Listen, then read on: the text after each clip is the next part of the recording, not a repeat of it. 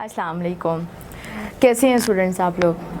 उम्मीद करती हूँ कि बिल्कुल अच्छे तरीके से होंगे और आप लोगों की स्टडीज़ भी अच्छे तरीके से चल रही होंगी। आज हम लोगों के पास टॉपिक है पास्ट कॉन्टिन्यूस टेंस। पास्ट का मतलब है गुजरा हुआ, जो चीज़ ख़त्म हो चुकी हो, जो माजी में हो चुकी हो। एंड कॉन्टिन्यूस का मतलब है जारी, माजी में कोई काम चल रहा हो, कोई काम जारी हो, उस तरह के सेंटेंसेस को हम इस टेंस में ट्रांसलेट करते हैं। और हम सबसे पहले देखेंगे उर्दू में पहचान, क्योंकि आप लोगों को एग्जाम्स में ट्रांसलेशन आनी है उर्दू से इंग्लिश, तो इसके लिए बहुत ज़रूरी है कि आप लोगों को सबसे पहले इसकी उर्दू में पहचान मालूम हो। सो देखते हैं कि हमारे पास रहा था, रही थी, रहे थे वगैरह।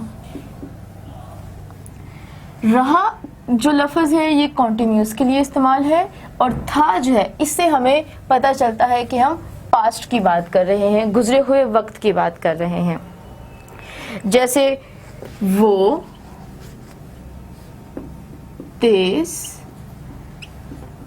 दौड़ रहा था,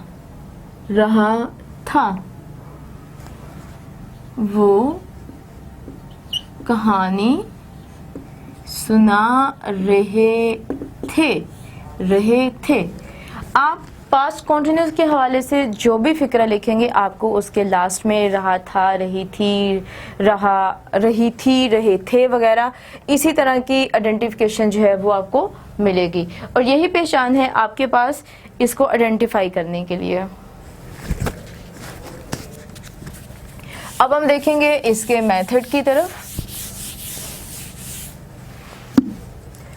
इसके मेथड में सबसे पहले हमारे पास आते हैं पॉजिटिव सेंटेंसेस।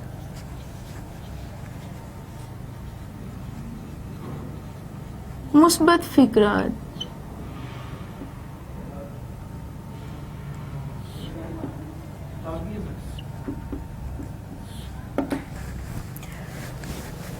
उर्दू से इंग्लिश में ट्रांसलेशन करने के लिए हम सबसे पहले सब्जेक्ट, फिर हम इस्तेमाल करेंगे वॉज एंड वर, फिर हम देखेंगे फर्स्ट फॉर्म प्लस आईएनजी, और फिर उसके बाद ऑब्जेक्ट। पास्ट कॉन्टिन्यूस में ट्रांसलेशन करते हुए हमारे पास इक्वेशन है। हम सबसे पहले सब्जेक्ट को ट्रांसलेट करेंगे, उसके बाद हम हेल्पिंग वर्ब इस्तेमाल करेंगे वॉज या वर। वाज जो है ये हम लोग इस्तेमाल करेंगे वाहद के साथ, और वर जो है ये हम इस्तेमाल करेंगे जमा के साथ, प्लस फर्स्ट फॉर्म आईएनजी और उसके बाद ऑब्जेक्ट। स्टूडेंट्स याद रखिएगा, जहाँ भी कॉन्टिन्यूस का वर्ड आएगा, इस वर्ड को हटाते हुए जहाँ भी कॉन्टिन्यूस होगा वहाँ पर हमेशा हम लोग फर्स्ट फॉर्म विद आईएनजी का इस्तेमाल करेंगे। अब हम देखते हैं इसकी कोई मिसाल। तुम कहानी सुना रहे थे। तुम हमारे पास सब्जेक्ट है यू, उसके बाद वाज या वर लगेगा, तो तुम के साथ लगता है वर, यू वर, कहानी सुनाना, टेल बताना, साथ में लगेगा ING, you were telling story. उसके बाद है हमारे पास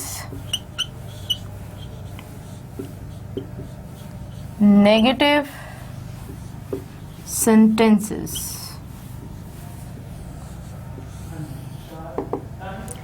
नेगेटिव सेंटेंसेस में इसको कहते हैं मनफी फिक्रात।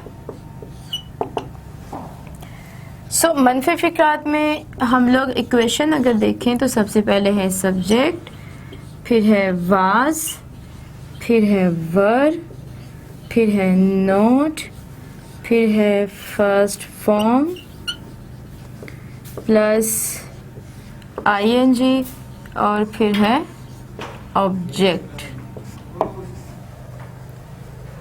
हम इसी फिक्रे को जो है वो हम मनफी फिक्रे में तब्दील करके देखते हैं।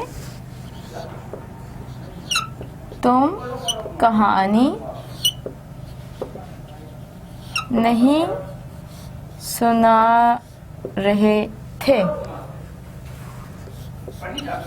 You are not telling story.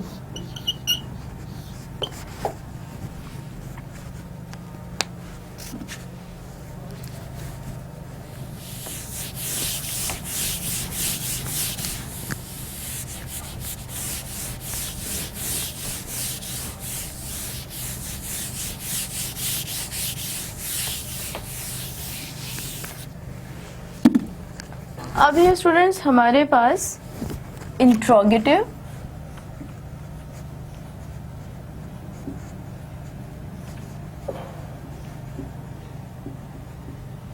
Sentences,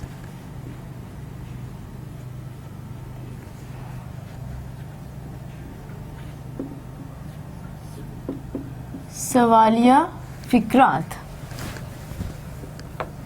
इसमें सबसे पहले सवालिया फिक्रात के लिए हम जो हेल्पिंग वर्ब है हमारे पास वाज या वर, उसको हम शुरू में ले आएंगे। उसके बाद फिर हम लोग तर्जमा करेंगे सब्जेक्ट का, फिर हम लगाएंगे फर्स्ट फॉर्म प्लस ING और उसके बाद ऑब्जेक्ट और उसके बाद सवालिया निशान।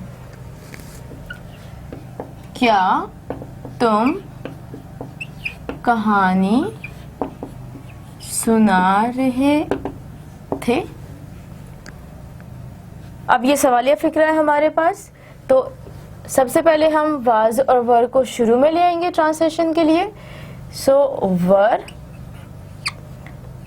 तुम, यू सुना, टेल, रहे ING टेलिंग, कहानी स्टोरी,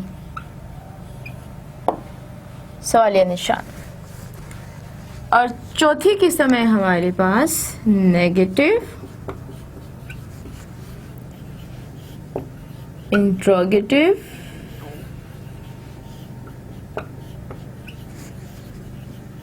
सेंटेंसेस।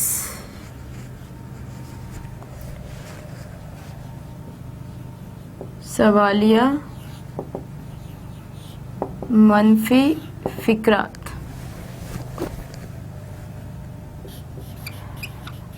Was word.